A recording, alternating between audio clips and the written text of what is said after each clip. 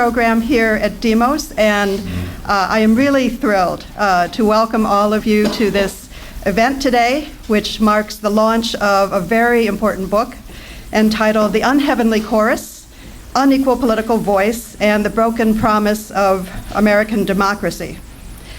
The Unheavenly Chorus explores in a searching and very way the persistence of inequality in political and civic life in America and its profound implications for our democracy. I'm especially excited about this event today because the themes and the concerns addressed in this new book are at the heart of the work that Demos has been doing for more than a decade. It's really terrific that all three of the distinguished political scientists who authored this book, Kay Schlozman, Sidney Verba, Henry Brady, are all here today to discuss it with the help of our moderator, Ken Prewitt. And I'll be introducing all of them in a moment. But before I do that, I want to just say a few words about Demos for those who might be joining us for the first time, although I'm happy to see a number of old friends here as well. Demos is a multi-issue national organization that combines research, policy development, and advocacy in order to influence the public debate and catalyze change. And Demos works especially at the intersection of economic inequality and political inequality, which is why today's discussion is so very salient for us. Demos sees the essential challenges of our time as being to ensure that economic stability and growth in a global economy can be shared among average Americans, not just the political system, and our democracy to work on behalf of all the people to whom our government must remain accountable if we are to be a true democracy. And to that end, Demos works in particular for structural reforms that lower barriers to political participation and engagement, whether those be barriers to voter registration, the barrier of money in politics, barriers of all kinds. And I can't resist sharing with you, if you'll indulge me, some good news that we had, breaking news, out of the state of Connecticut on one of the reforms that we've been working on for a long time. On Sunday, the legislature, working overtime there, enacted a bill that we have been working on for many years to provide for same-day registration, election day registration in Connecticut. Yes, something that's been a reform that Demos has supported and promoted for all of its history, and in fact, even before its history, because Miles Rappaport, our president, proposed same-day registration while he was still Secretary of State of Connecticut. So it's been a long time coming. We're glad that Connecticut is joining the 10 other states that have this very pro-voter reform. And so, you know, with that, I do want to say that the book we're going to be hearing about today is sobering in terms of its conclusions and the height of the challenge that we face in dealing with the reality of inequality in the political sphere. It gives us tremendous insight into the depth and the breadth of the inequalities that challenge the ideals that I just mentioned and what it really will take to overcome them. So to get that discussion going, I'm going to introduce the authors and our moderator, and then I'll turn things over to them. And first, about our three authors, the first thing to mention is that one reason so many people about the release of The Unheavenly Chorus, the last time these three authors collaborated on a book, it became an absolutely seminal work in the field and won great recognition as making a very original and important contribution to the understanding of inequality in civic life. That book was entitled Voice and Equality, Civic Voluntarism in American Politics. And it explored how American democracy is rooted in civic engagement with family, with work, with school, religion, as well as their political participation as voters, contributors, protesters, and community activists. That book, which was published in 1995, was based on an original survey of 15,000 individuals and 2,500 personal interviews, which grounded a truly comprehensive and path-breaking analysis of how people come to be active in civic life in all these many dimensions. And that book won the American Political Science Association's Philip Converse Prize for a book making a lasting contribution to public opinion research. So to have these three authors together again on this new book with new and similarly groundbreaking research is really, for political science junkies, just as exciting as when Simon and Garfunkel got back together for their reunion concert in Central Park, which I actually was present at, and I'm just as excited to be here today. I'm really thrilled to introduce the members of this academic rock star group, all of whom have produced so much scholarship and won so many awards for their work that I cannot possibly do it justice in the time we have. So I'll just hit a few highlights and say that Kay Schlozman, on my right here, serves as the J. Joseph Moakley Endowed Professor of Political Science at Boston College. She is the winner of the American Political Science Association's Rowman and Littlefield Award for Innovative Teaching in Political Science, and its Frank Goodnow Award for Distinguished Service to the Profession of Political Science. Sidney Verba is the Carl H. Pforzheimer University Professor Emeritus and Research Professor of Government at Harvard University. He's the recipient of numerous awards, including the James Madison Prize of the American Political Science Association, and is a past president of APSA. Finally, Henry Brady is Dean of the Goldman School of Public Policy and Class of 1941 Monroe Deutsch Professor of Political Science and Public Policy at the University of California, Berkeley. He, too, is a past president of APSA, and all three of our authors are fellows of the American Academy of Arts and Sciences. And then finally, our moderator today, which we're very happy to have with us, is Kenneth Prewitt, who currently is the Carnegie Professor of Public Affairs and Vice President for Global Centers at the Columbia School of International and Public Affairs. Ken has also taught political science at the University of Chicago and Stanford University, and among his many professional affiliations, Ken Prewitt served as the director of the United States Census Bureau from 1998 to 2001, a position which, of course, is of central importance to a well-functioning democracy and in which he served with great distinction. So I'm very happy to have our three authors and our moderator with us today. I'm going to turn it over to Ken Prewitt, who will moderate this discussion. And the way we have structured this is that Ken will say a few words of introduction about the book, and then each of the authors will take no more than 8 minutes.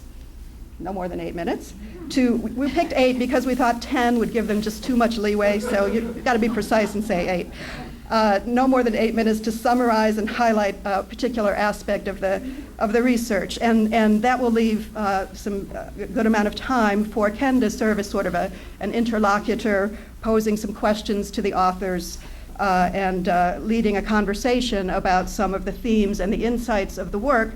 And that will leave us still a good 20 minutes or so for audience question and answer at the end. And finally, we do have books we hope that we will have books here before the end of the event for sale. If they do not arrive, we have book order forms, and we certainly encourage you to either order or purchase a book before you leave. But thanks very much and welcome.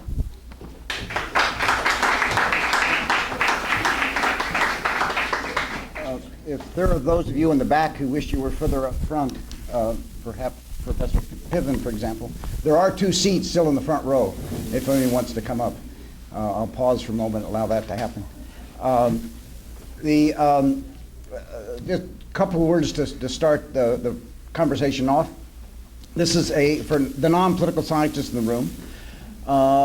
This is an important book on many, many dimensions. I'm simply going to mention one.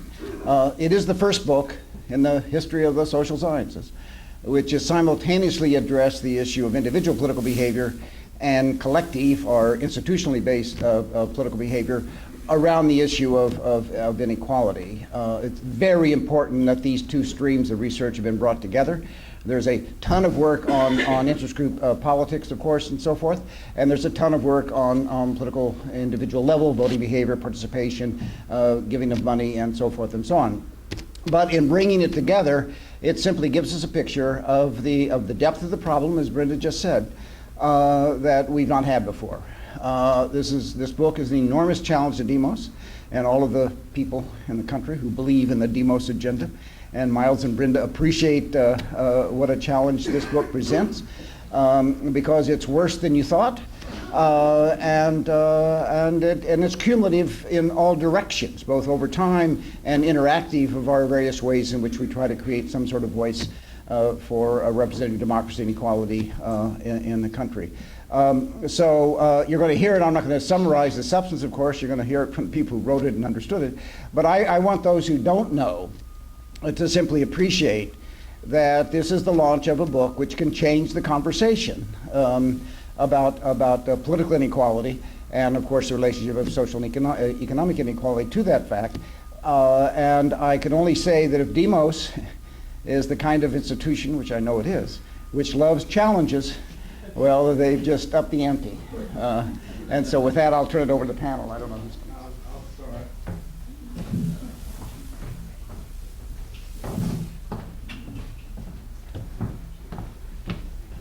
I was just taking off my watch, and I want to make it clear that that does not come out of the 8 minutes. I'm really delighted to be here. Thank you all for coming. Above all, thank Demos for inviting us. There's no better auspices under which one would want to talk about this very important subject. The Unheavenly Trio is all here that wrote the Unheavenly Chorus, and I will tell you a little bit about the book in general. They will pick up particular themes from the book. It is, as any of you who buy it, as I hope you will notice, a large book, quite heavy, 700 pages. But we hope that the size is commensurate with the importance of the task we have in front of us. We wrote an earlier book, as has been said, and the core point there was a large study of individuals showed how much political inequality there was in the United States, where it came from, and what sort of consequences it had in terms of what the government hears from its citizens. Democracy supposing to be a system in which each citizen gets equal consideration from the government, but the government can only give consideration to those it hears from. And the first book showed that. When we finished that book, which was almost as long as this, we had exhausted ourselves and probably the people who read through it, and we decided maybe we didn't need another book until we saw that over time the problem was still there, and also it was taking many different forms as the political system changed and so forth. And so we decided that we would try another book, which came out to be even a little bit longer. And this is the book. Here's the cover of the book. And its main theme is the same issue, in a sense, but from a variety of new perspectives that make it clear what the nature of the problem is and how it has been changing. Here is our ongoing theme that appears in all our books, and this one especially. That tells the entire story of the book. The rabbit is being told, I don't know why you're upset, it's a level playing field. The book's title comes from this quotation from E.E. Schatzschneider from a book almost half a century earlier, in which he said that the flaw in the system of interest groups in the United States is that the interest group system sings with an upper class accent. Since then, it has been singing that way, and the high C's have been getting even higher. So it is still a major problem, and we thought that we, as citizens, wanted to keep pursuing it, and as scholars wanted to keep looking at its many manifestations. As was said, much has been written about income inequality and economic inequality. There's a lot more coming on right now, and the debates are how much is there, how much is it changing, where does it come from, and so forth. We think that our book is, in a sense, a parallel to that vast amount of research on income inequality. We don't have the kind of data the economists have. There's no measure like dollars easily to measure how much inequality. There isn't a huge amount of research, but we raise the same kinds of questions about where does it come from, why is it persistent, and so forth and so on. And we think of this as a companion to the large literature on things like income inequality, because the two are so closely related and they have parallels that are very, very important. one big theme of the book is the persistence of political inequality. By political inequality, we mean different levels of voice for different kinds of people. And this is a slide of 4 studies done over a 50-year period, where the thing that is being studied is a scale of political activity, and across the bottom is a measure of socioeconomic status. And you'll notice that all the lines slope upward in the same way. Some are a little higher, some are a bit lower. That may be because they're measured differently. And also there's a lot of talk, and right talk, about the decline of the amount of political activity. That's not our theme. Our theme is the inequality of political activity and how persistent it is. Isaiah Berlin, in his famous book, famously wrote of the difference between the fox and the hedgehog. The fox, he says, is someone who knows many things. A hedgehog knows one big thing. Our book is a bit of a fox of a book because we have many themes within it, many different angles on the problems associated with democracy and unequal participation. But it has within it a core characteristic. The hedgehog factor is socioeconomic status. We find that no matter where you look at the issue of political inequality, we find socioeconomic status, SES as they call it in the social sciences, keeps popping up. We look in a variety of different ways at what's going on in politics, and SES is always there. The way I thought about it was that the hedgehog is like his cousin, the groundhog. Whenever you look around, the head pops out of the ground with SES written on it. Let me give you some examples. We show that across the population as a whole, there is a slope of the relationship between socioeconomic status and how active you are. There are differences of other sorts in the population, between men and women, between blacks and whites, and Latinos, and other kinds of distinctions. And those are very, very important. But if you look within all of these groups, you look the difference between men and women, between different ethnic groups or different religious groups, or different races, you find that there's the same gradation within those groups in terms of who is politically active. Give you another example. In the income inequality literature, there's a lot of very important work done on the intergenerational transmission of income inequality or educational inequality. Economists, sociologists have done a lot on that, showing that income and education and other socioeconomic statuses are transmitted from generation to generation, from kid to parent.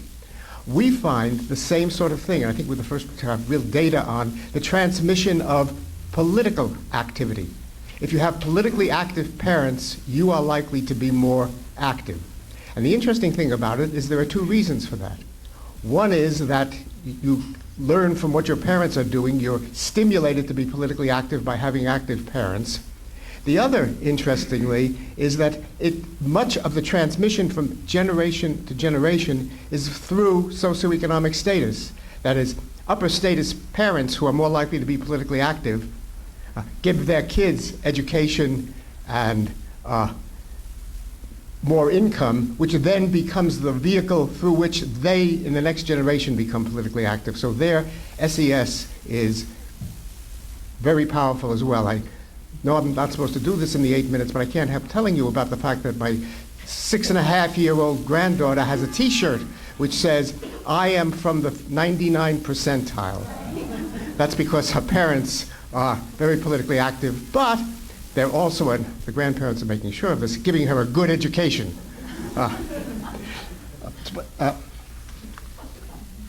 So within the box of a book with many, many themes, there is that hedgehog. The point in sum is that political inequality is embedded in the basic structures of American society. That is, if you really want to know where political inequality comes from and what you have to change to get rid of it completely, you have to look at the family, you have to look at the educational system for sure, you have to look at the way the economic system works, you have to look at the way the government works, and you have to look at the way in which the system of political activity in the United States connects with the government to give them information. It is something deeply embedded.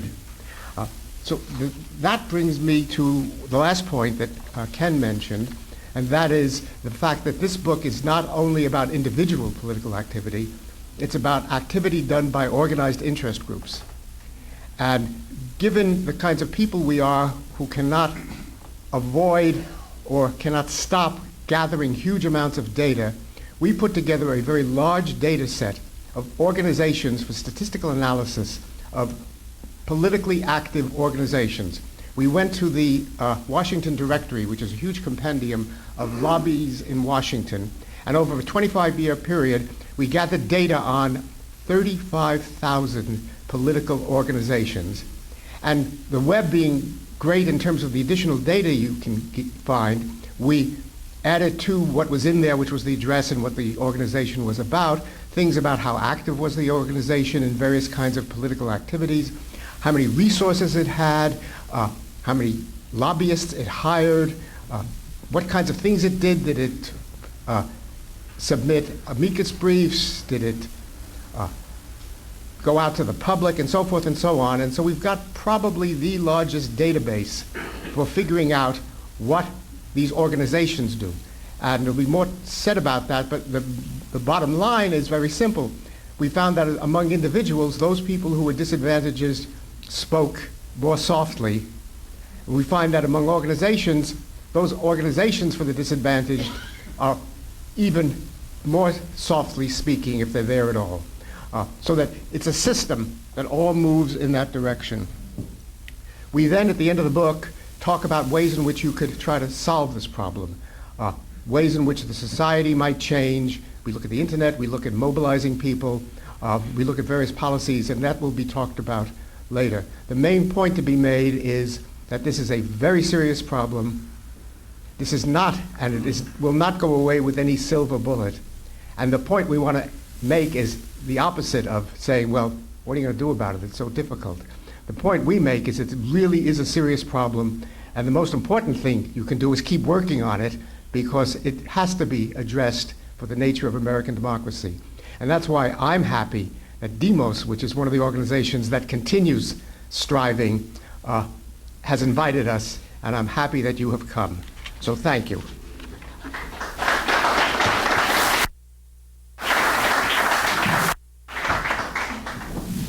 What Sid didn't mention about this diagram here is he was involved in all 4 surveys, starting with the civic culture and going through participation in political equality, the civic volunteerism study, and the Pew Internet study that we did in 2008. So he's certainly a central figure in the study of this kind of topic. I want to show you some other figures. This one, I'm here actually partly as a dean trying to raise money for the University of California, and needless to say, it's sort of odd to go from Central Park West talking to people with lots of money and asking them to donate to California, and then come to Demos here and talk about the inequality in America, but it's an interesting experience. This could actually be thought of as a guide to deans about where you go if you don't know already to get the money, because it turns out, this is an incredible social science finding that we like to attach our names to. Turns out that people with money give money. If you didn't know that. Takes social scientists to figure these kinds of things out. What you've got at the bottom there is actually SES percentiles. We measure SES, by the way, by a combination of education and income put together into one dimension. Technically, it's just essentially putting them together. So the people are high income, high education. People on the left are low education, low income, and then along the middle. So this is from 1 to 100th percentile. And what you notice here is a theme that comes throughout our earlier book and throughout this book as well, is there's a difference between money and time. People who give time to politics, campaign meetings, attend campaign meetings, or campaign work, yeah, you find them more toward the right of that diagram. But at the same time, what you really find towards the right of that diagram are people who give money. And that line, you notice, just takes off almost exponentially. And this is just whether or not people contribute to politics, not how much they're contributing. And it's the next picture which will give you an idea of what the impact is of the fact that the folks on the right not only are more likely to contribute, but they, not surprisingly, contribute a lot more than the people towards the left of the diagram who contribute at all. So that's this diagram. And what this does is 3 pie charts. It breaks up the population into quintiles in terms of SES, the lowest quintile, the second, the third, the fourth, and the highest quintile.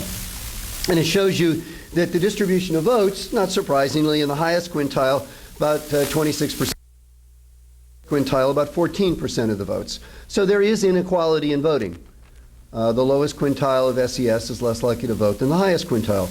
But compare that to the 2 pies on the right for hours. This is hours given to politics and dollars given to politics. Well, hours, we have about 30% in the high of the total hours that come from the highest quintile, and about 11% from the lowest quintile. So that's a ratio of about 3 to 1. Now go to dollars. About 70% of the dollars given to politics come from the highest quintile. 70%. The lowest quintile, you can barely see it on the pie chart. It's a little sliver, less than 1%.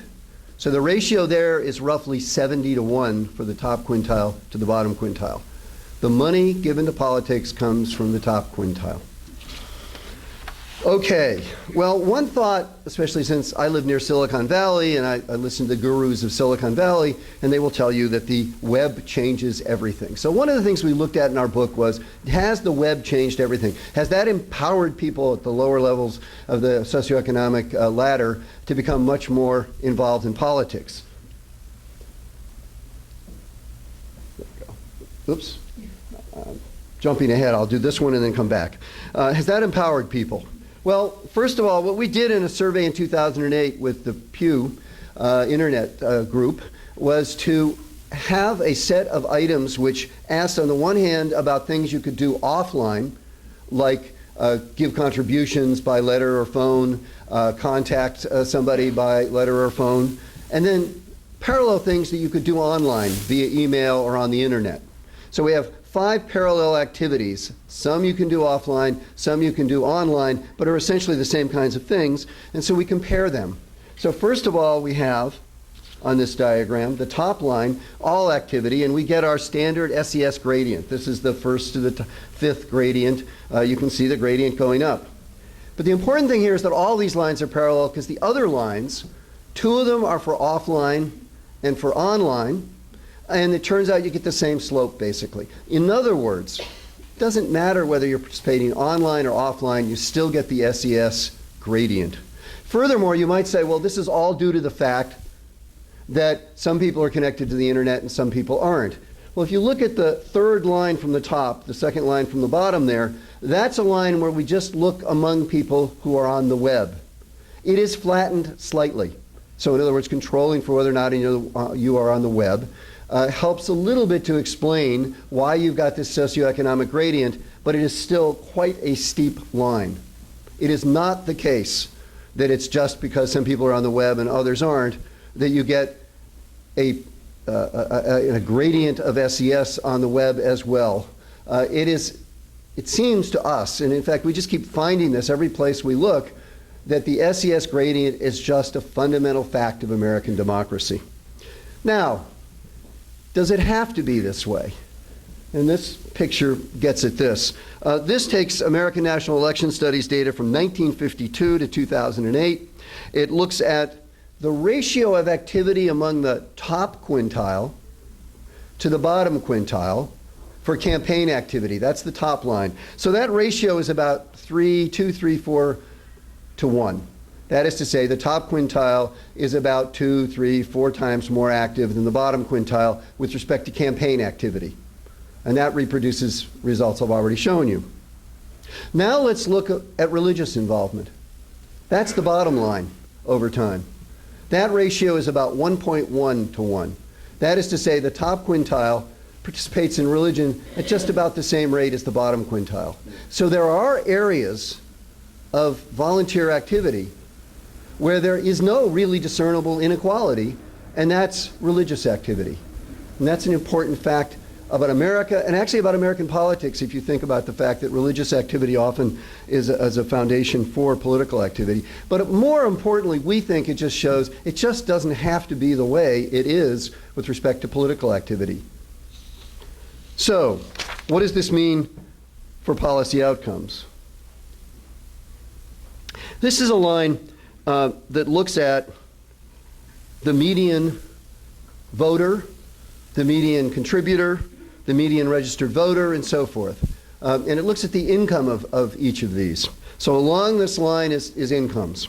And so in these data from 2008, the median income was $44,000 for everybody in our study. That's family income.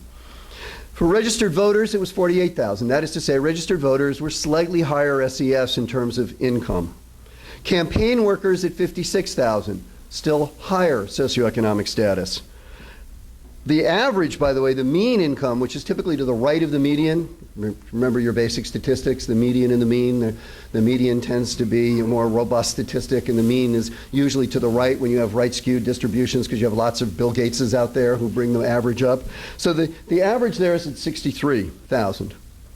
Campaign donors are at 66, and campaign donors weighted by dollars. In other words, what we do is instead of just looking at what the average income is of a donor, we say, let's look at where the sort of median dollar comes from. So think of just piling up the dollars and then picking out the median dollar and saying, what's the income of the person who gave that dollar? That's at $80,000. So to the degree that politics is about money, and there's some indication of, at least following the Republican primaries, that money matters, it's clear that the folks who have influence, the median, are to the right on this scale. That is to say, higher income people have more power to the degree the median dollar matters in politics. And so that suggests, and we have other indications in our book about this, that to the degree of a politics that's inundated with money, money is going to push politics towards the desires, the needs, the interests of higher income people. And that's going to be different than the desires, needs, interests of lower income people.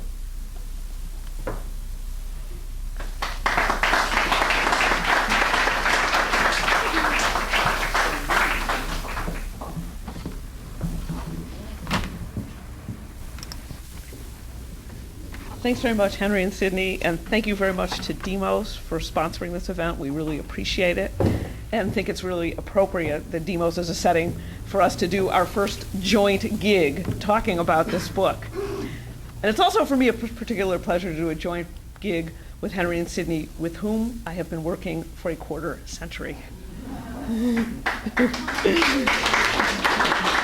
We're still friends. That's the amazing thing. Yes.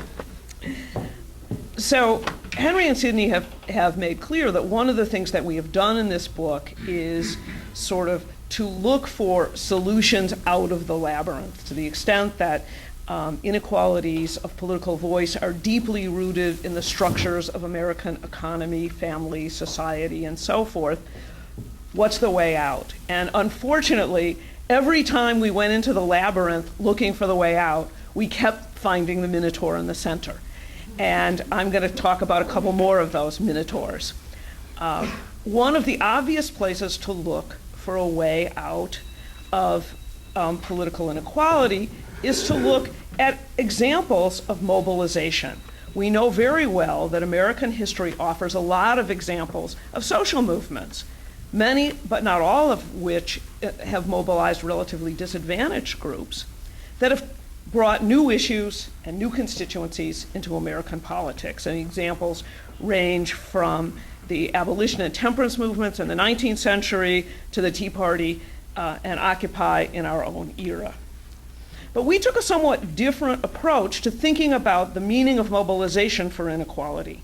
And that is, we harnessed the power of the sample survey to understand a process that we have called ordinary recruitment.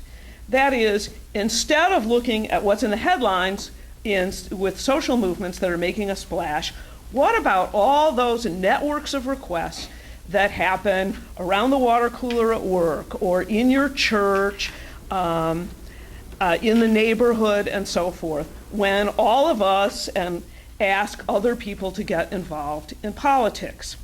And what we found is that the process of ordinary recruitment in these venues in which we all operate on a day-to-day basis that those who want others to get involved in politics act as what we call rational prospectors. That is, they look for people who are not only likely to say yes to a request for political activity,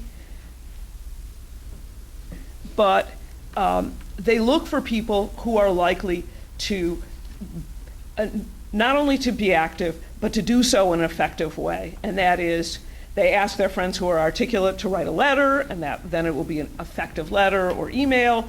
And they ask their friends with deep pockets to make a contribution, because a friend with a deep pocket is likely to write a larger check. And so what we see here, and I brought a pointer, but it turns out that this fancy gizmo, the pointer doesn't show up. So can you point for me? Ta-da! Thank you. Thank you. That what we see on the left-hand panel is that requests for activity track exactly the same upward trajectory that actual activity does. So the way to attract requests for activity is to be active. And all those qualities that lead people to be active are the ones that we all see when we figure out of whom do we want to make a request. With the result that, in fact, activity is the result of a request, which we call recruited activity, has a sharper socioeconomic gradient than does spontaneous activity. That is, people just doing stuff because it occurs to them that they want to become involved. And so, in fact, the process by which people ask one another to get involved politically produces a set of activists that is even better educated and even more affluent than when people are active on their own. And as with many things in our study, this relationship is particularly obvious when it comes to money. And so what we find is that, as Henry told us, most political contributions come from the upper income ranks. But in fact, spontaneous contributions are less likely to come from the upper fifth economically than our recruited contributions. And you can see there's a pretty substantial difference between the group that makes political contributions, that slaps on a credit card or writes a check on their own, as opposed to the people who do it as the result of a request. So once again, we got to the middle of the labyrinth, and there was the SES Minotaur that we've been finding over and over. And another aspect of our research, which Ken mentioned and Sid mentioned, which makes it unusual, is that we not only looked at individuals, which is something we've been doing for a long time, but we also looked at the organizations that represent us in Washington. And we link evidence about the political voice of individuals to political voice through what we call organized interests. The phrase is kind of important because we often talk about interest groups, but when we actually looked very carefully, what we found is that most of the organizations that are active in Washington politics by doing a whole bunch of things that they can do to try to influence public outcomes are in fact not groups of individuals. They are mostly what a political scientist called Robert Salisbury called institutions. That is mostly corporations, but also universities and hospitals and museums and so forth, or organizations that bring those institutions together, like trade associations of companies, but anybody who works for a university, there are a bunch of associations that bring together different kinds of universities and so forth.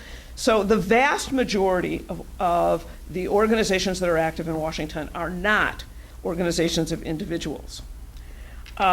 And then, as Sidney mentioned, we put together a database of over 35,000 organizations that were active in Washington over a 25-year period. This, I might note, was the activity of a trio that said when we started this book that we weren't going to collect any new data. which, as I usually refer to it, tracking Calvin Trillin, is a little like telling the customs official not to be interested in the plastic bag with the white powder in it. And when we made this enormous database with about the organizations active in Washington, we made a very, very detailed categorization. We put them in, if you please, 96 categories. Sometimes political scientists and journalists talk about a big category of organizations called citizen groups, which puts together a variety of groups ranging from environmental groups to gay rights groups to anti-smoking groups to African Americans to the women, elderly, and so forth. And we made distinctions among all of those kinds of organizations in our big categorization so that we can and do differentiate very, very finely. It's often said that everybody's represented by an organization in Washington. And looking just at our baseline year, which is the nearly 12,000 organizations that were active in 2001, when we looked very closely, we saw that no, not everybody is represented. There are no organizations representing children in Head Start programs, Walmart associates, those who are awaiting trial on felony charges, women at home, recipients of means-tested benefits like SNAP or EITC or TANF, or if they are not members of a union, those whose jobs involve unskilled work. So not everybody is represented in Washington. And traditionally in political science, we've emphasized two different kinds of organizations that are underrepresented, present but not in the proportions one might expect. The first are public interest groups. And by the way, public interest groups can be either liberal or conservative, and they advocate on behalf of what an economist would call a public good. Things like safe streets or safe consumer products, environmental preservation, human rights, national security, and so forth. These are public goods available to anyone, regardless of whether he or she worked for them. They can be, in essence, quote, conservative public goods like economic growth or low taxes or national security. They can be liberal public goods like consumer product safety, environmental preservation, human rights, and so on. But the second kind of organization that is not particularly well represented, and we can see it on this distribution of all the organizations that were active in 2001, are organizations that represent the less advantaged. The bulk of the system that's arrayed there are organizations that are centered around the economic interests and concerns of how people make a living. And in this domain, organizations representing business swamp other kinds of organizations. They are 53% of all organizations and 74% of the organizations in the economic domain. Representing the less affluent are labor unions and a handful of organizations representing the poor. And most of those organizations that represent the poor are sometimes very large organizations that deliver social services, like the Red Cross or Goodwill Industries.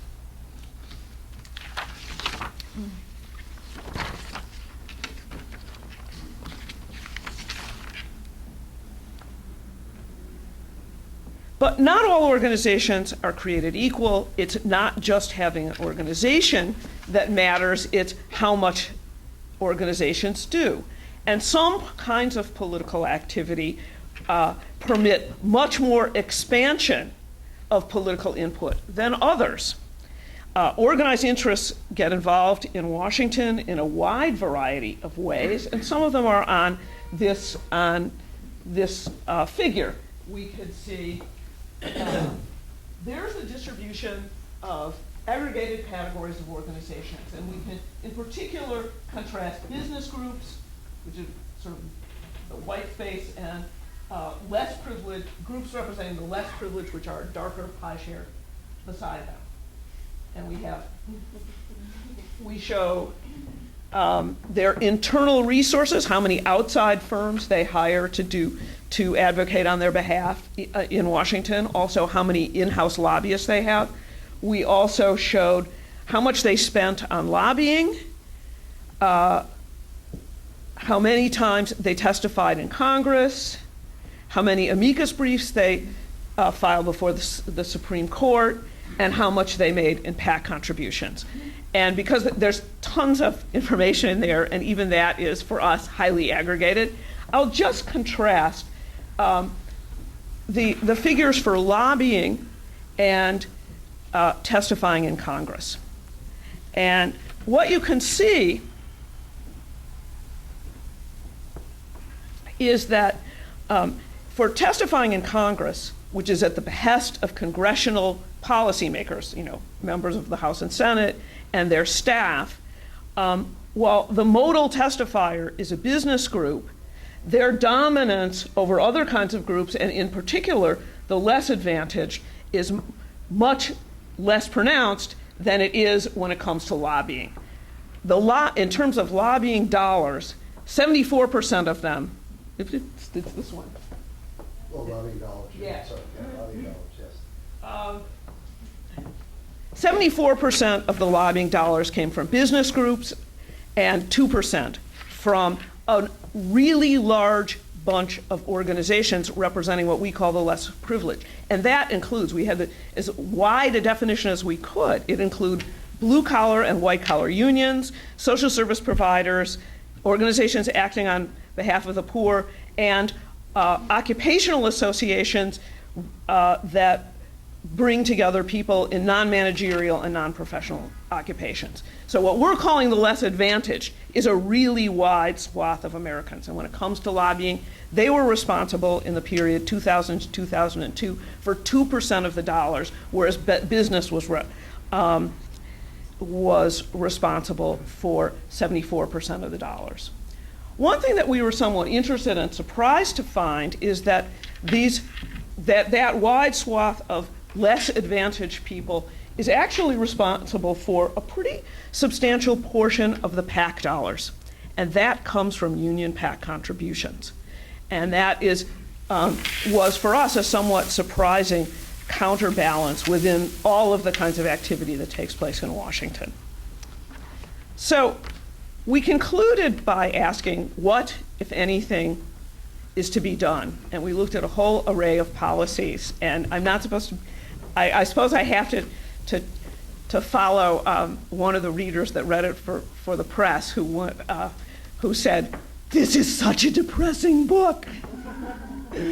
Because to be honest, we looked at a variety of kinds of policy changes. And the ones that would really make a difference are politically infeasible, and the ones that are politically feasible would make some difference, but not enough. And so to conclude, what I would like to say is that's why I'm not simply a researcher, but I have to say I put my money where my mouth is. And that's why I consider organizations like Demos, but a lot of other organizations that go about thinking about these problems in different ways, such as the Center on Budget and Policy in Washington, the Center on Law and Social Policy, which is also in Washington, FRAC, the Food Research and Action Council? No, it's not council, it's something different. Anyway, all of them are so vital because in different ways they're chipping away at this enormous problem, every aspect of which we have documented in this book. Thank you.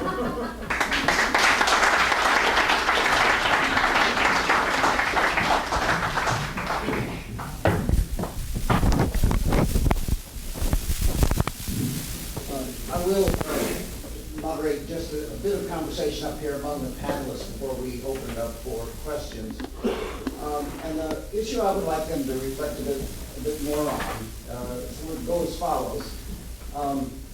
The American political culture, we believe, at some serious level, does appreciate fairness, and that if there is a level playing field, then it can tolerate some inequality.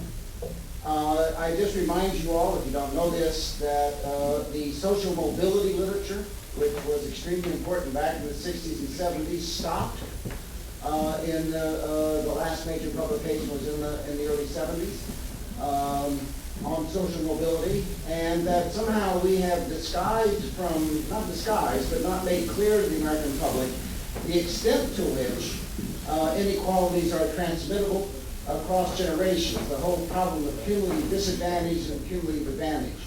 I hope that literature gets a fresh start, that people working on that, because there's a lot of concern in groups like this, of course, that even as the inequalities get worse and worse, we don't yet have a picture of the extent to which they're handed off from a generation. From an upper class. No one in this room does not want their children to be educated. And no one in this room, I suspect, doesn't want their children to be politically active. So in some sense, we may not be part of the 1%, but we're sort of up there, and we're transmitting those advantages as best we can. The complicated question I'd like you to address, however, I mean, I think that's well known. I don't think the American public at all appreciates the possibility that the organizational structure that governs so much of which gets transmitted into the political process, into policy making, at the city council level, the state level, the federal level, that the organizational structure is also capable of reproducing itself. That is, it also can have children. And Citizens United is in fact a big way in which you can produce. And so I just like them to talk about the deeper question of how do we get the message out there that it can't possibly be a fair political process if every dimension of it can be transmitted from one generation to the next. That's a tough question, Ken. I mean, I think, let me just say that one of the things that surprised us is there's a big debate out there. A lot of people talk about, oh, well, Citizens United, it also allows labor unions to make donations, and then people start talking about PAC donations of labor unions. And indeed, our data do show that labor unions are in that game at least. But what's astonishing is to find all the other games that they're not in. So that the one area that gets all the press, that gives some sense that, well, labor unions are roughly equal to corporations, and so it's sort of okay that Citizens United has done what it's done, that one area is not representative of the larger system. So the message, I hope our book really does get this message out. I guess that one picture that Kay showed towards the end, I guess it's behind me right now, this I think is one of the neediest in the book. And it's really, really important because it tells a different story about American democracy than you see in the press. That's not an answer about how to do it. It's a statement about the problem. Well, maybe you just want to use the microphone. Let's just do the microphone. I mean, one thing we find in our earlier book and find in the current book, we reproduced even more strongly, is there's a notion that if people are not active or if they're not organized, then they have no problems. If they had problems, they would organize and they would be politically active. Therefore, if I am not politically active and go to a town meeting or a city council meeting because I want to watch a basketball game on television, that's my choice. And therefore, if I have a weaker voice, that's my problem. There's nothing that is unfair about that. What we do look at is, for instance, people who have real problems that are depending upon government action. And we ask, how active are they compared with other people who don't have that serious a set of problems depending upon government action? We compare such things as people on Medicare with people on Medicaid. Medicare is given almost automatically to everybody over 65. Medicaid is complicated to get. It's got complicated rules. It's likely to go up or go down. It's something for which one would think one needed to be active, and also needed to be active because people on Medicaid are poorer. Well, the proportion of people on Medicaid who are active is incredibly low. And it's not because they don't care. It's because such things as they don't think it'll do any good, or it's too complicated to do it. So it is not that there is a silent group out there with no organizations because it doesn't organize. It's that there are real problems that get lost in the silence of the people who are inactive because of the variety of ways in which their social background leads them to be less active. And not to have organizations that are out there to represent them. I mean, this is the story of the National Welfare Rights Organization, which used to exist and really doesn't exist anymore.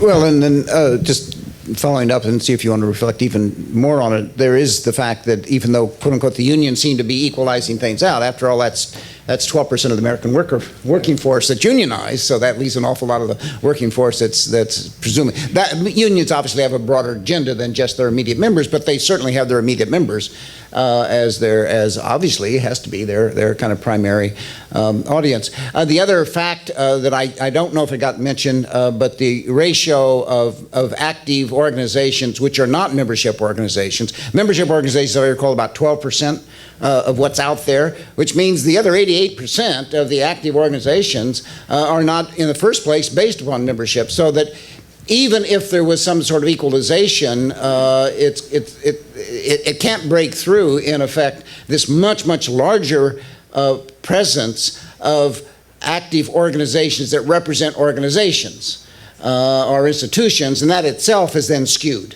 So every dimension of this that you look at is skewed.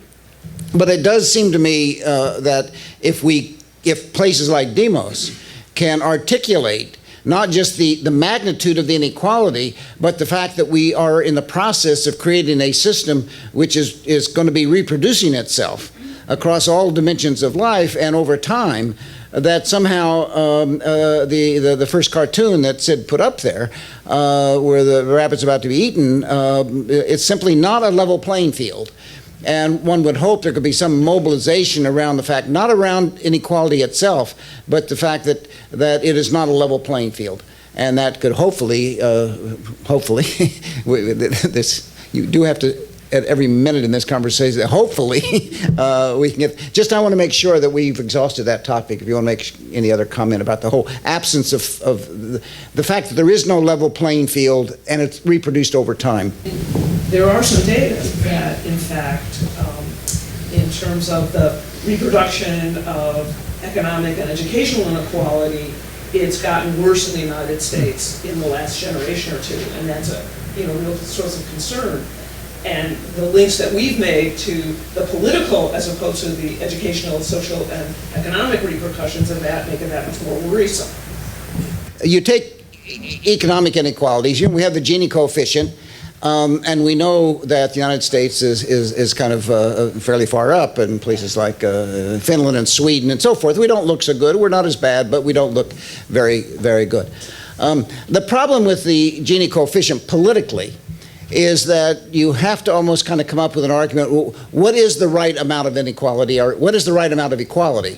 I'm sure you all saw the Sunday New York Times piece, at least some of you did in the magazine, about the argument there. You need more of it, not less of it, in order to have a robust economy and so forth and so on. But politically, in making the argument, we actually don't want a coefficient near zero. We are going to expect some sort of inequality. However, with respect to political inequality, and the other thing I want to emphasize about this book and what they've done, political inequality is now, I hope, because of this book, going to be on the table in a way that we simply haven't seen it as clearly as their work lays out.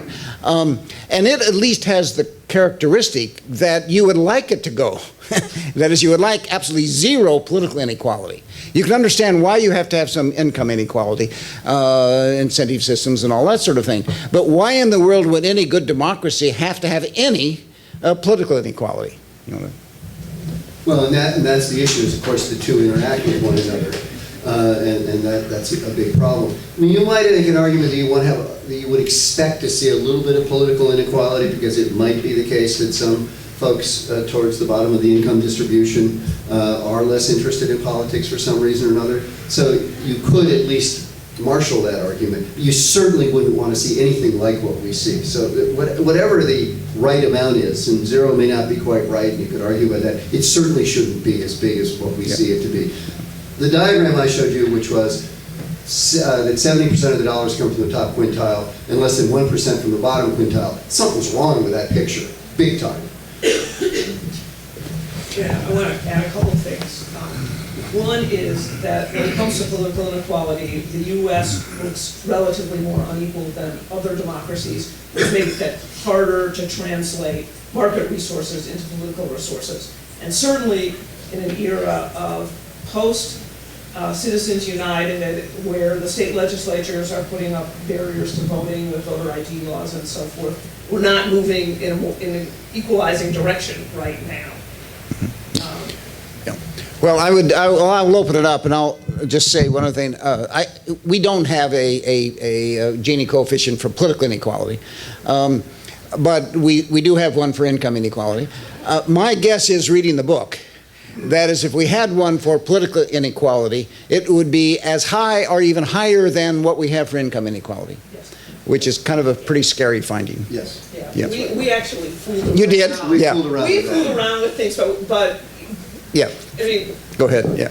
one of the methodological problems as political scientists for dealing with this is that all the metrics are different. There are dollars, there are hours, there are numbers of letters, Yeah. and then you can't even quantify, well, was that a good letter or a bad, an ineffective letter?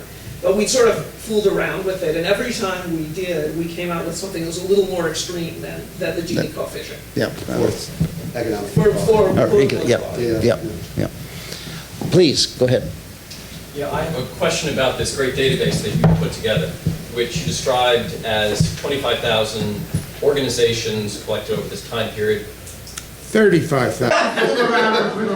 Little numbers. So I have two questions related to that. One is, where can other researchers get access to this database so that additional research can be done? And number two is, the couple slides before, it looked like it was about 12,000 in the analysis. Is there a reason for the difference between the 35 and the 12,000? Also, just to find a little bit, was the data collected pre or post Citizens United, 2008? So when do we get this snapshot? Okay. I'm now going to give you a long answer, more answer than you want. And part of the answer is going to displease the person on your right, who happens to be related to me by marriage. So here's the deal. This number 35,000 comes from the fact that we compendium of organizations and individuals who are active in Washington politics. It's put together by Columbia Books. We did 1981, 91, 2001, and 2006. And by the way, we did it with no foundation support. We each put a little money in the pot from our resources our universities give us, and we hired a lot of wonderful undergraduates to do this. And that is most of the 35,000. The additional come from the fact that these different kinds of participation, not every organization that gives a PAC donation is in the Washington Reps Directory. So we added on for the 2001 base period for which most of the analysis takes place, the PACs that weren't listed, and the organizations that filed amicus briefs, and the organizations that testified. So that's how we got up to 35,000 and why it's almost 12,000 for 2001. That by 2006, the number in the directory had gone up to, I think, about 14,000. So that the second question, and this is where the gentleman on your right is going to be unhappy, is that yes, the data will be available. We'll put it in at least one or probably more of the ordinary data repositories that big data sets go to, but that's going to take some work that we haven't had time yet to do. But we are committed to doing it. We want the data to be generally available. And I think by the end of the summer, we'll have at least a lot of the data available. It's just, unfortunately, this is the last thing you do when you write a book, is get all the data in good order. Please go back. Go back to the back a little bit. The book was actually fascinating. Tremendous amount of work you must have had to do. I want to correct one statistic I think is very misleading. It's actually true but misleading. Yes, the book is 700 pages. There's 100 pages of that are the appendix. Ignore it. It's down to 600. About half of the rest is footnotes. Ignore those. It's really a 300-page book, and it's great. I do have a question. And the was sobering, depressing. I ended up on the depressing side. The thing that most depressed me, but also is what my question is, this topic of rational pressing. My question is twofold. One is, the first observation is, or question is it really rational? It's rational in the short term. Is it rational for a political party or a union or groups that are roughly speaking progressive to only look at who can help them on that campaign, who can help them for a particular battle, if at the end result their organization shrivels, the political environment shrivels? So the question is, first of all, does that make sense to you? Secondly, secondly, let me follow up with two very good questions. Do you see any organizations that counter that trend? Unions going out now, trying to reach out to other people. Is the Obama campaign doing that? And then, sort of a different question, but if you have some thoughts about this, you talked about the religious organizations. To what extent can religious organizations, like you've seen them be, some of their aspects be models for progressive organizations, taking some of the features of them? Does that make a difference in terms of how able they are to mobilize people who are not, yes. Religious order of politics on the social issues. Does that model within other organizations? You know, neighborhood-based, social, some, do any organizations that you looked at in some ways mimic? I see what you're saying, yeah. One thing that should be said is this is a study of national politics and of Washington, D.C. It'd be really interesting to do this in 50 states, 50 state capitals, and then in all the major cities. And we can think of legions of graduate students who could do this wonderful work. And write dissertations about it. And write dissertations about it. So it'd be nice to reproduce it, and that's where you might find some of those kinds of organizations. Maybe, although the trouble is we've come to the notion that there's an iron law here that unfortunately, what Kay called the Minotaur at the center of the arena. We just keep finding that again and again. The other part of your question had to do with rational prospecting. Rational prospecting. I mean, I think that for most of these organizations, their discount rate is such that they want immediate action. I mean, for example, there is some real indication that in the last few elections, and it's certainly since, say, 1990 or so, there's been a lot more effort on the part of the political parties to mobilize people through direct contacting. There was a famous book written in around 1992 by Rosenstone and Hansen, which said, contacting has gone down, and that has had a big impact on voting, causing voting to go down because the parties aren't contacting people. Right after that book was written, the parties started to do a lot more contacting. And it's pretty clear that that has had an impact, and especially in 2004, 2008. At the same time, our book shows where do they go looking for the people to contact, to mobilize? It tends to be higher SES people, because those are the people who they feel are easiest to mobilize and to get into the game. And so there again, there's the iron law. Lots of questions. I'll stop on that. Okay. I'd like you to give us a historical perspective. I understand the question of degree and what you solidly have presented, but let's start all the way back to the beginning, and maybe you can tell us where the iron law was as bad as it is now, or whether we've always had this. Just give us some sense of 1892, 1848. I'd like to know, is this really the worst we've ever had, or is this just we are in a period that is pretty bad? Well, I think years to the early 1950s, and we find it all the way back to there. Kay.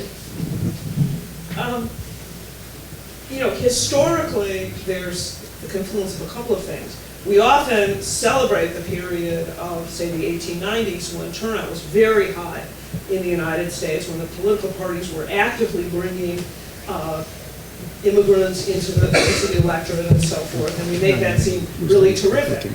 But there are a lot of people in this room who, had we been around in the 1890s, we couldn't have voted. And it wasn't just women, it was also African Americans and so forth. So I think you would get different answers in different periods, and they would be different configurations of what's the law, what's the custom. Let me just add one thing. Let me tell you about the problems of aging. I'm trying to talk about someone whose name I've forgotten, and he can't remember it either. But the Karl Rove of the 1890s, the person in charge, Mark Hanna, once famously said, there are two important things in politics. The first one is money, and I can't remember what the other one is. that's partly why I asked this So question. there's no question, but the Gilded Age sounds at a distance very much like this, and this is a long-term American problem. We don't have the statistical data going back earlier, and we're those narrowly focused political scientists who's got to find the statistically significant relationship. But it's quite clear that this is not new. There's been a movement in recent years, I think, with Citizens United and other things, to increase the role of money. Yeah. Well, it clearly feels newer to those of us of the mean age in this room, because we, after all, did live through the 60s. And the 60s made it feel different, I would argue. That we really did transform important parts of the society with respect to equality, obviously the whole racial agenda, the civil rights agenda, the feminist agenda, the participatory democracy agenda, and so forth. So we lived through a period of time that even there may have been some inequalities built into it, on the progressive side, we sort of felt successful somehow. And that's why I think it's sort of extra depressing now, because the whole progressive agenda, not just the nature of inequalities, sort of, we feel trapped by it in some, at least I feel trapped by it in some respects. Sorry, this is not that's my answer to your question, why it feels that way now, if not.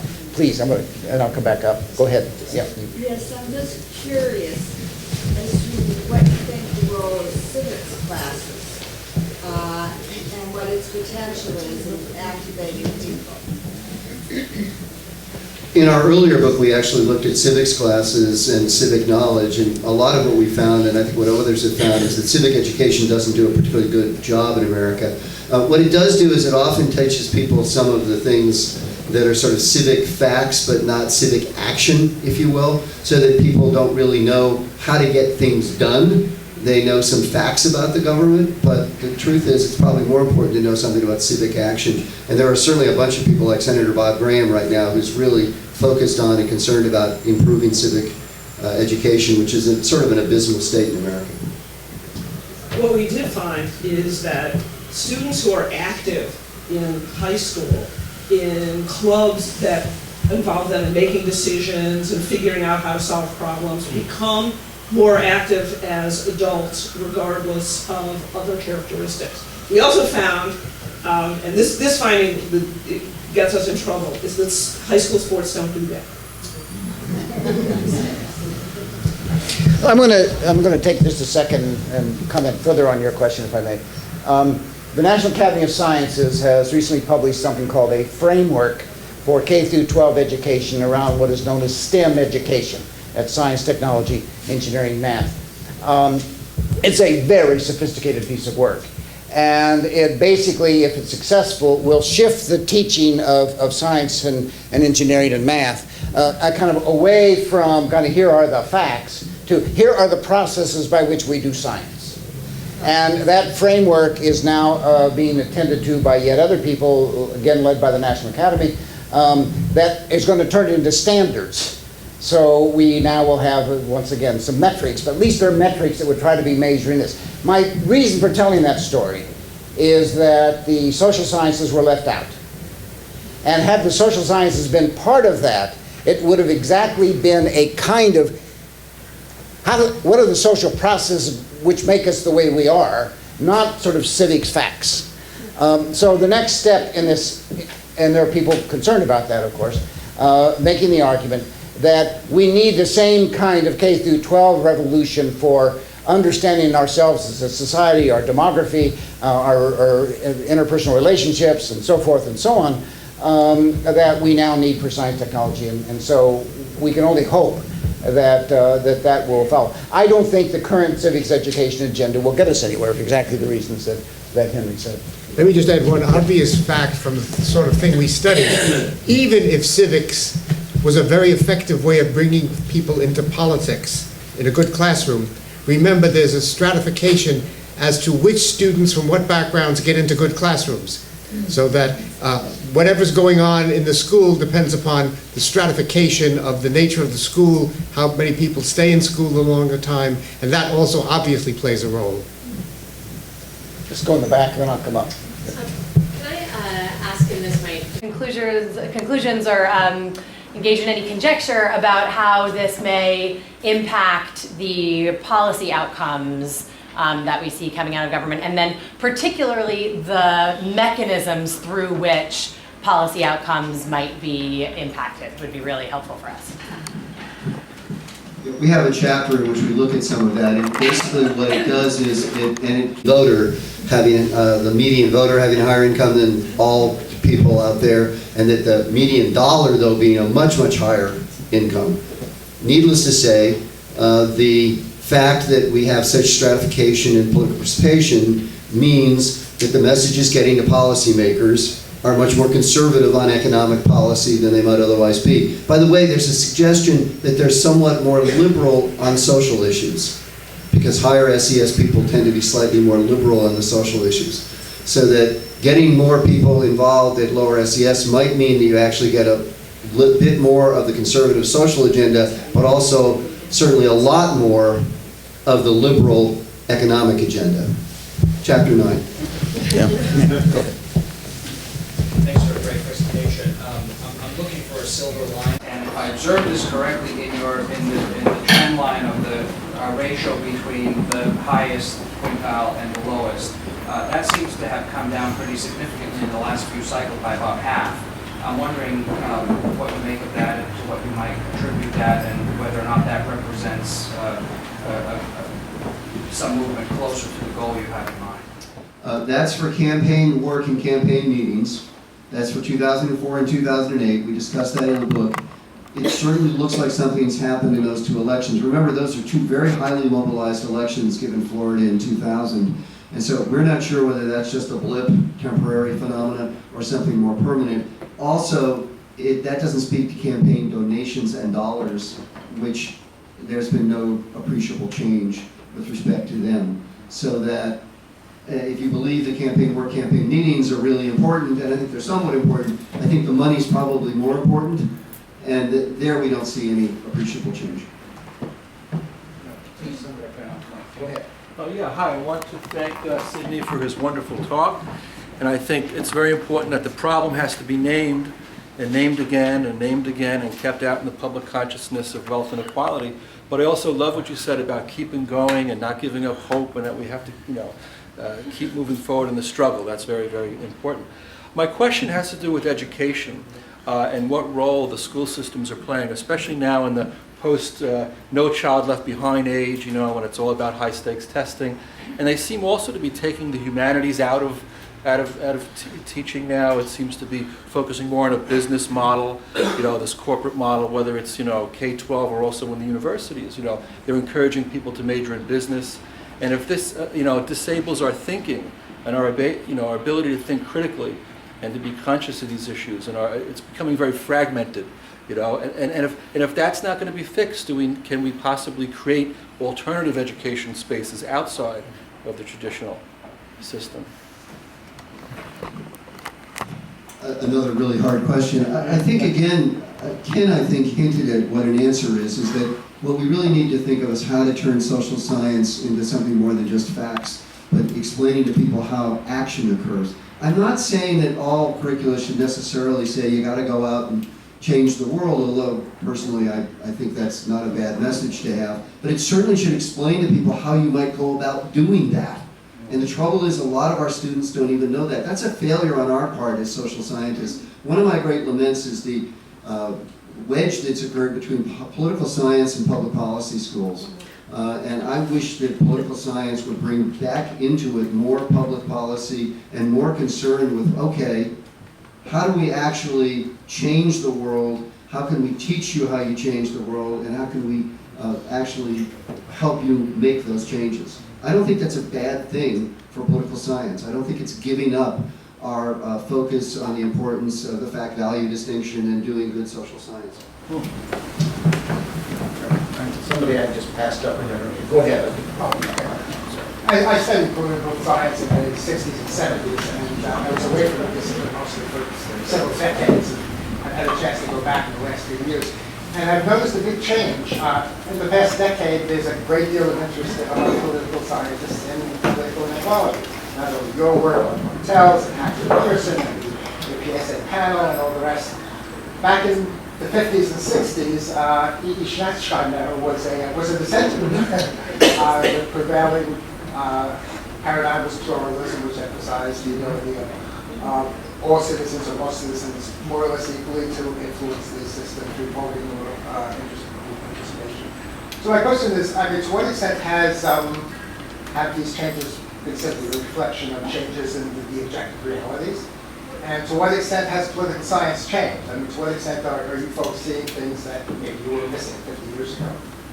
Well, one thing I should say that to us is exciting is when we started our work, everybody knew that there was a problem of inequality in the United States and that participation was not equal. It really wasn't on the front of anybody's mind.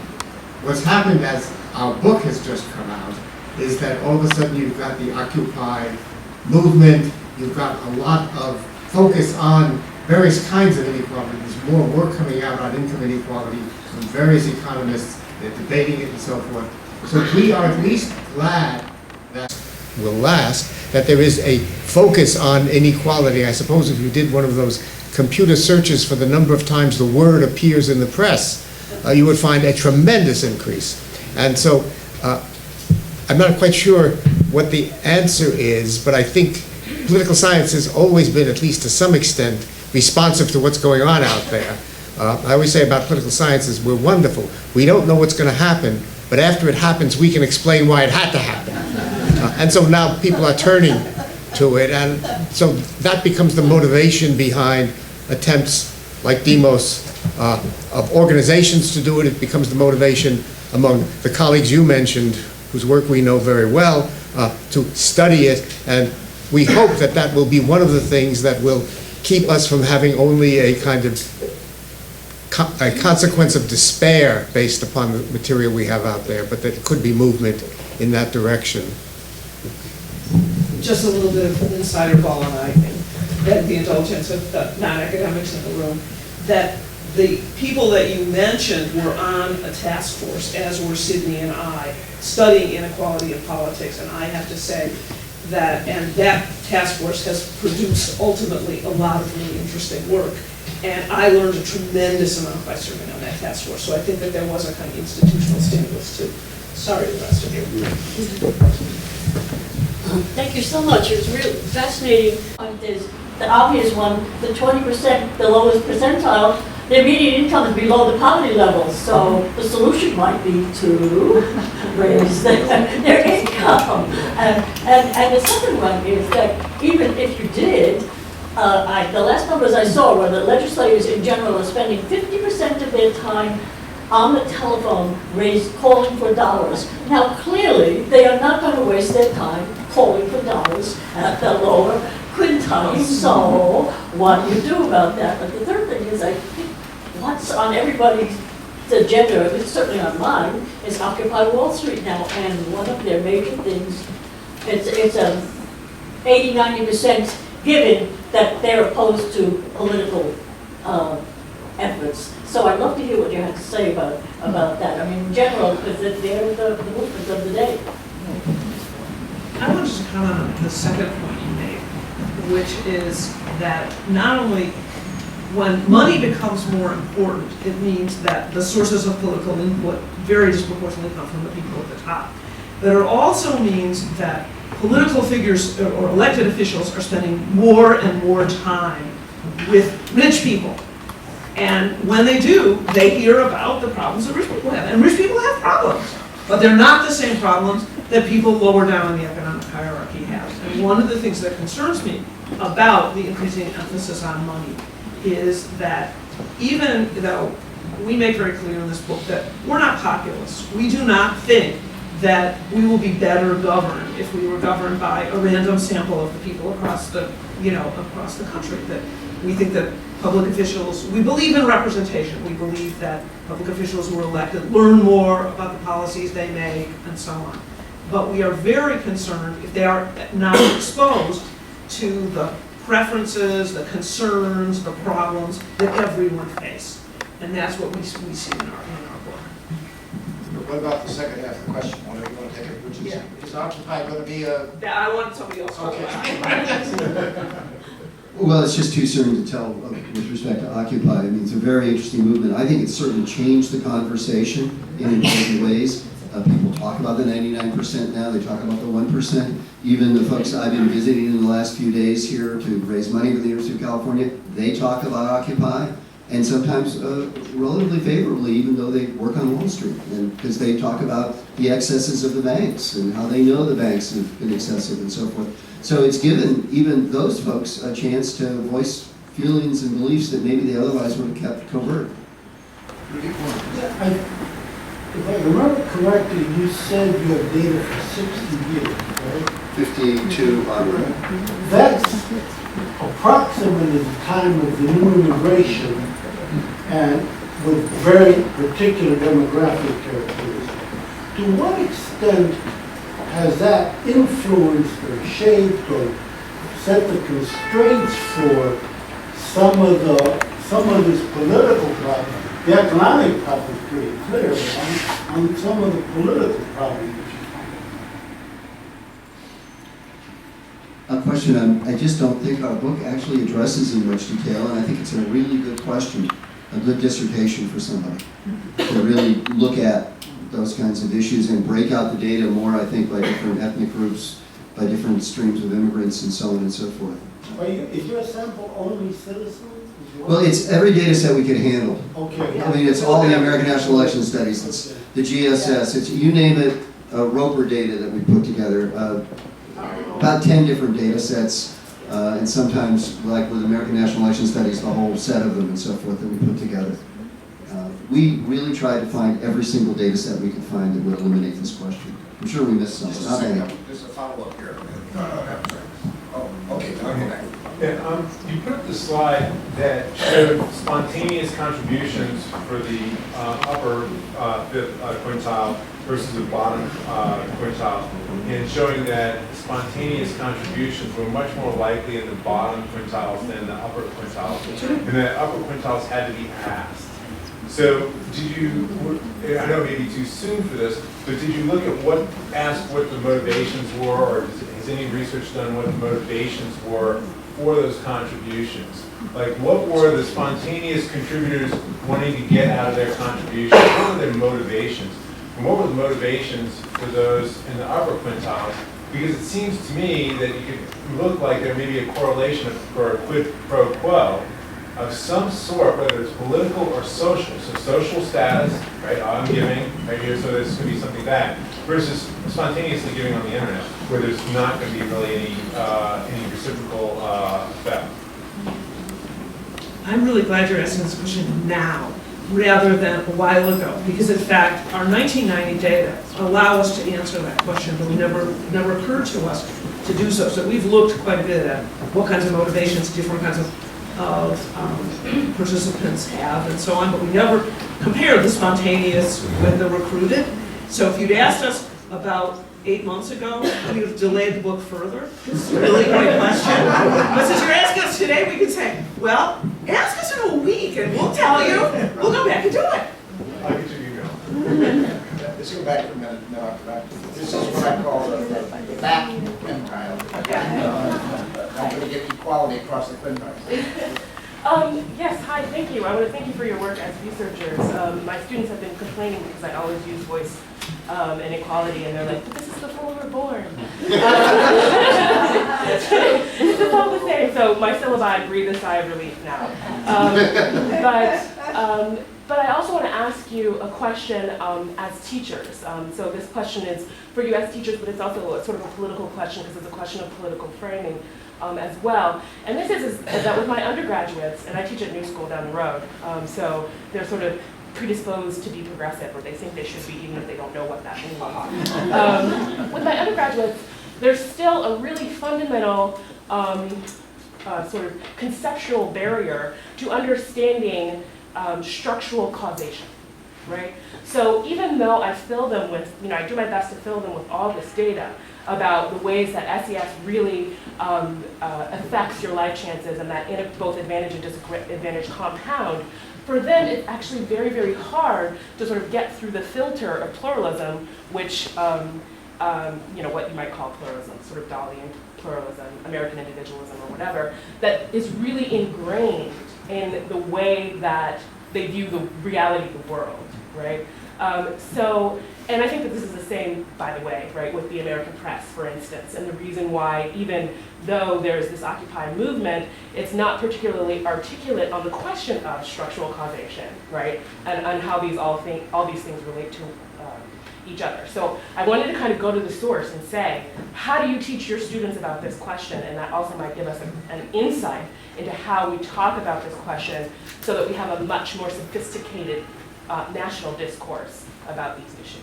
That's a really good question. I once wrote a book about welfare and about families with disabled kids. And what I did is I did a big sample survey and did the kind of work we've done here. And then I went and I looked at individual cases.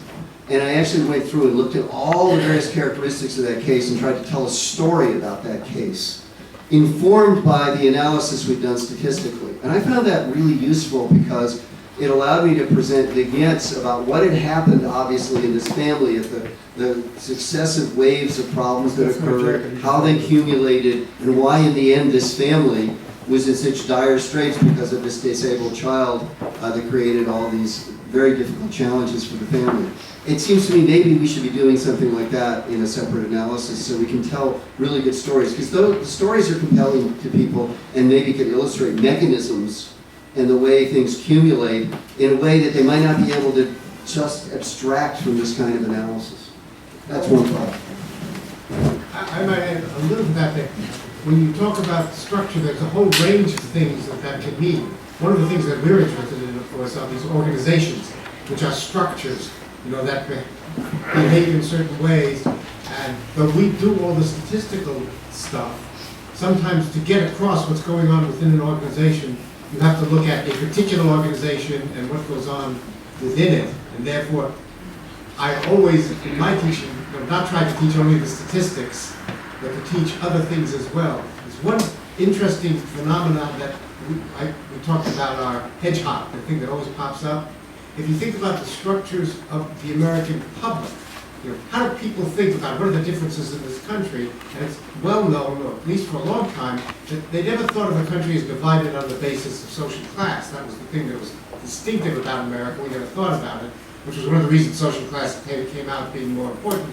But they think about gender, or race, or ethnicity.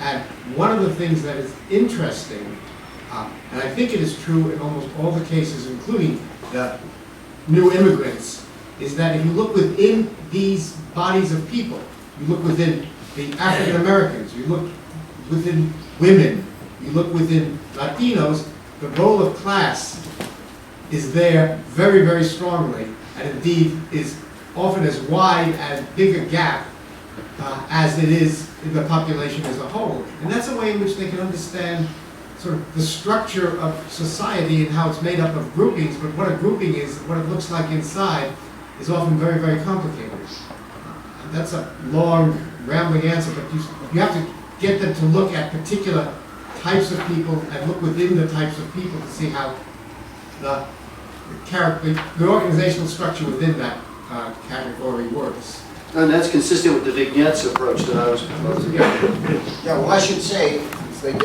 they actually do a bit of that in the book, in the organizational chapters of the book, looking at case study data to sort of give it some texture, as well as doing the broad statistical stuff. Because it turns out you can't, one of the questions they address, which we haven't talked about today, is there's all this kind of organizational pressure, institutional pressure, blah, blah, blah. Does it actually do something? Are things different because of it? It's like the old question about is voting behavior really, or do people pay politics take the public opinion? Well, they document in both case study analysis and across the board statistical analysis, very persuasive arguments for why, yes, it is making a difference. Go ahead. Yeah, I've worked in environmental protection all my life for the state of New Jersey for all my working life. And the one issue that I haven't heard you address is the role of government in, say, with the Clean Water Act, presenting programs, defending those programs, and how that basis plays in the system. most of the environmental groups are totally incapable of creating these programs and doing the science. And there's a great deal of money issues involved in that, so the economics are a big factor. Corporations, and I'm assuming a large part of your institutions or corporations, can come to the agencies with some of the facts. But actually, when the decisions are made, they're made basically on the science with the deciding vote in favor of the government who supposedly represents the public. The role of government in complex society, and you talked about it in explaining Medicaid, is very important if you're going to get anything done. The environmental groups, once the science and the program there can go out and defend it from your public institutions, they can't create it. And I don't hear any of that discussion of government, which we used to have in the 50s and the 60s. Government had the funds to do their own science and create programs, which has been wiped out.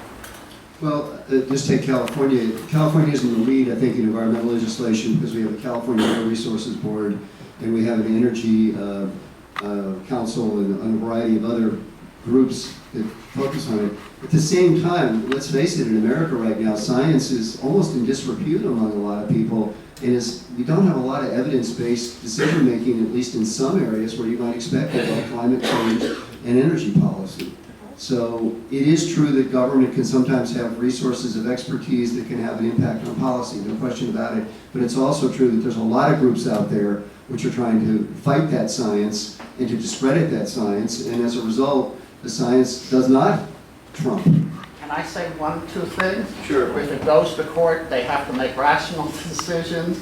And while we're losing on climate control, EPA, if you look at their records, the national, it's put out some wonderful regulations which will probably survive legal challenge.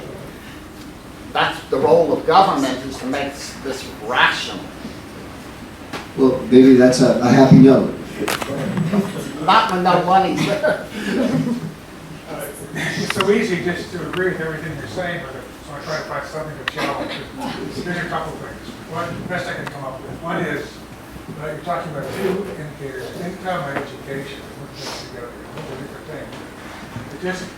Participation is many forms of participation, it's mainly education that's the driver, not income. And so if we're looking at it this way, saying the educated people are enlightened. So it's the enlightened folks who are doing the work, and others can say, well, we can be free riders using the expertise of the educated experts, who may not be thinking of the top 1% as their influencing power. That's one critique. Second, if you think of income, you assume that people in different income brackets are participating or not participating in certain seed of interest, the way we're describing it here. So we go in the lower income brackets, let's say people in the second or third quintile, you ask their opinion about the redistribution, they might be saying they don't like it because they think you're going to take their stuff and give it to the bottom quintile. And similarly, I think it's also important that people at the top who are participating may not be typical of the insular rich we may be thinking of. That is to say, they are these civic spirited, empathetic people who give to liberal as well as conservative causes. So this is a serious question. To what extent the contributors at the top end share the views that we might think of the passive non-contributors. In other words, maybe they are not as anti-equality as you might think. Well, let me just first talk about the question of whether the more educated people are providing proxy representation for everybody else. One of the reasons we look at things like needs for health care, needs for housing and so forth, was because those are just basic needs, and what's stunning is to find people with those basic needs are not participating, and to find out that there's no evidence that the folks who are more educated are representing those kinds of needs. And indeed, one of the things we did at one point in our earlier book, actually, is we looked at liberals who are well off and liberals who are not well off and looked at what they cared about. And liberals who are well off care about things like the environment and issues like that, whereas liberals who are not so well off care about crime in the streets, actually, and the problems they face in their everyday lives. So it's not the case that the folks at the upper end of the income or educational spectrum are providing proxy representation for those at the lower end. Then you ask the question about, well, maybe it's just that the folks at the lower end don't want to participate. And that gets into a very complicated question of what's cause and effect. Maybe they just don't feel efficacious about their participation. Maybe they don't have the mechanisms by which they can participate. Maybe we don't have labor unions that can really mobilize them like in Europe, or socialist parties or left parties that can mobilize them. Yeah, let me pick up on that one. It's a very important point. One point we make in the book, it gets lost sometimes because we try to make it nonpartisan. And this is not to say that in both of the parties, the role of money plays a very strong role.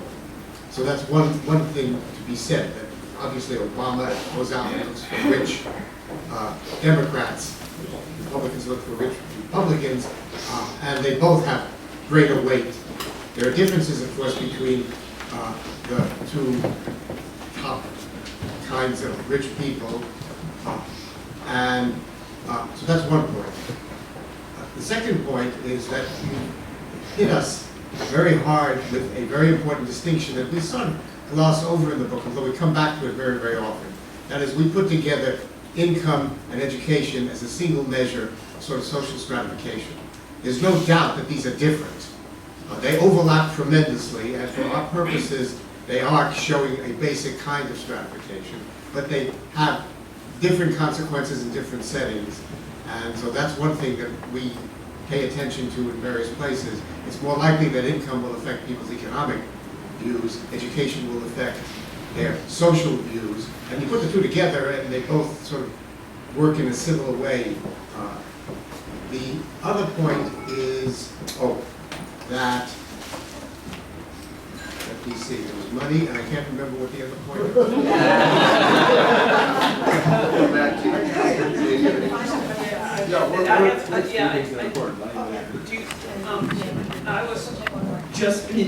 There's a lot of what you said that we deal with in a great deal of detail, and it's,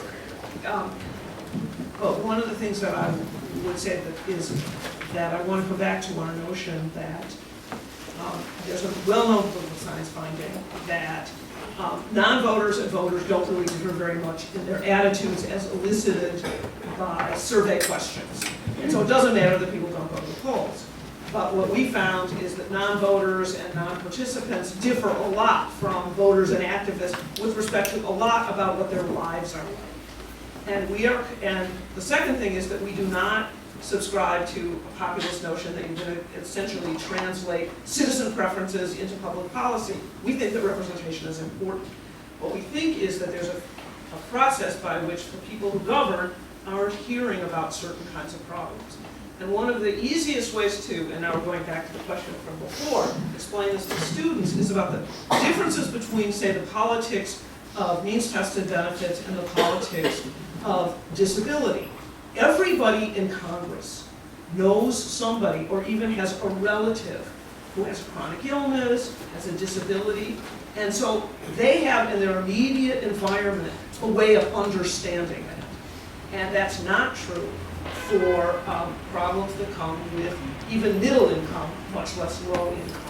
And what we're concerned about is that the voices of those people are not heard when the policy alternatives that have to be weighed, as was made clear by government, that those voices are not part of explaining what the problem feels like on the ground. And that's the ultimate source of our concern. Okay, this is the last, you're now doing your wrap-up comments, if you want to. Well, I would just say That that, was a good I think this is a really important topic. And inequality in political participation is durable, unfortunately. In America, it is a real problem. It certainly means that decision makers, policy makers, hear different attitudes. And as Kay said, I think this is a very important point. They hear about different kinds of problems than they would otherwise hear about. And I think it's very, very important, therefore, that folks throughout the SES spectrum, and especially in the lower SES quintiles, have a better chance to make their needs and problems known, so that we can have a democracy that really tries to deal with the problems that they face. And I think right now we're seeing the fact that I'm not sure that policymakers in Washington have a real clear sense of the terrible problems out there in America with respect to the economic turndown.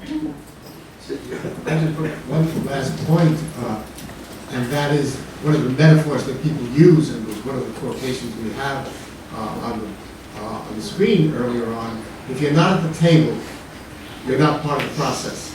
And therefore, it doesn't mean that if you're part of the debate that goes on in Washington about public policies, you're going to win, because there may be people on the other side of the debate. But if you're not there, you're going to be much worse off than if you're there. And so the absence of political voice means it can be just missed, and no one knows what they're missing. And the adage is actually, if you're not at the table, you're on the menu.